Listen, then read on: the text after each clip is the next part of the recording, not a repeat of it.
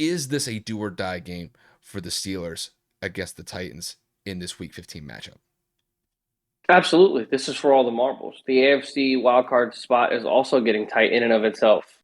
Pittsburgh kind of choked at the end with that drop pass in the end zone on, I believe, what was it, Monday night? No, that was the Thursday night game for last week, correct? Yes. Yeah, so they really were in control of their own destiny. And once again, Kyle and I have talked about this a number of times. It is absolutely, I'm going to use one of Kyle's words, asinine that Pittsburgh decides to play football only in the fourth quarter. Like legit, I feel like if they were down 50 by some miracle of God, they'd put themselves in a one possession game. Their offense just comes alive. That defense decides to literally give it everything they have. I feel like they got a motivational speech from like Optimus Prime or something that makes them feel like they can do anything because they overcome double digit deficits on Kyle a weekly basis at this point. I feel like. It's incredible.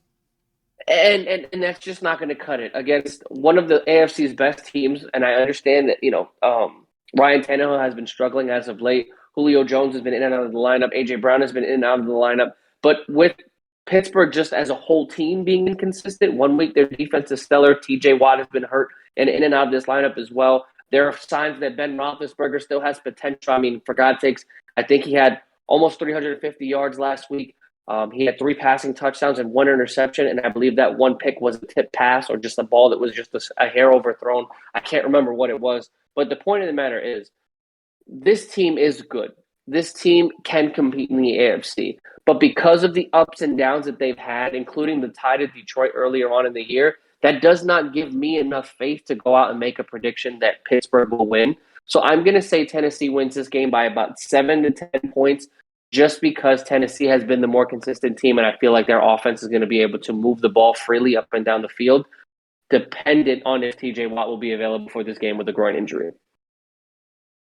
I'm actually going to go the other way here. I'm actually going to go with the Steelers in this one. Now, I'm going with the Steelers in this one because I pray to God that this happens. The Steelers get off to a good start and they play a full 60 minutes instead of playing 15.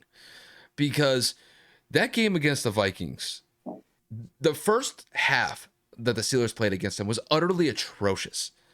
I mean, Kevin, wasn't it 29-0 at halftime? If I remember correctly. 29-3 or something very minuscule. It was atrocious. There's no other way to say it.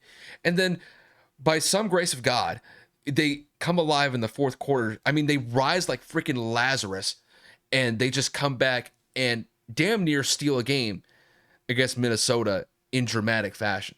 Now, against the Titans, I think this is actually a game where the Steelers can actually play up to snuff in this one because even though the Tennessee, they are kind of like they're kind of like treading water with not having Derrick Henry in the lineup. I think that this Pittsburgh defense can be able to create turnovers against this Tennessee offense. And I think there's some situations where I think if that pass rush gets home for the Steelers, I think they could force some errant passes from Ryan Tannehill. And there have been times this year where we have seen Ryan Tannehill make some mistakes, make some bad passes, and it's led to some interceptions against that opposing defense that they're going up against. And I do think that the Steelers have the right pieces in place to make those plays happen. That pass rush, I think, can get home, can definitely create some problems for Ryan Tannehill and that Titans offense. But the main point that I'm focusing on with the Steelers pick is the offense needs to get off to a hot start. Chase Claypool needs to stop acting immature and needs to focus and get into the game and keep some level of focus and discipline going into this game. For God's sakes, if he does any more bullshit like he did against the Vikings at the end of the game, I swear to God that Mike Tomlin should just cut him and just call it a day, dealing with this level of immaturity from a child, or he's like acting like one. It's absolutely ridiculous. But that's my boy. Don't get me started on Chase Claypool. Kyle knows I'm ready for the smoke with that man. I might get Kevin a Chase Claypool jersey if he keeps it up like that for Christmas. We'll see what happens. Don't play with me. But we'll see what happens. But as far as the pick goes, the Steelers are going to win this one in a close one. I don't think this is a game where they run away with it, but I'm going to say the Steelers win this one by the score of I have this one with like really low scoring. I think this is gonna be like 21-17.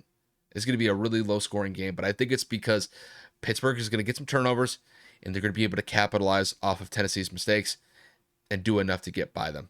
But it's gonna be a relatively close game, and that's just the way that I have it in this Week 15 matchup against the Tennessee Titans and the Pittsburgh Steelers.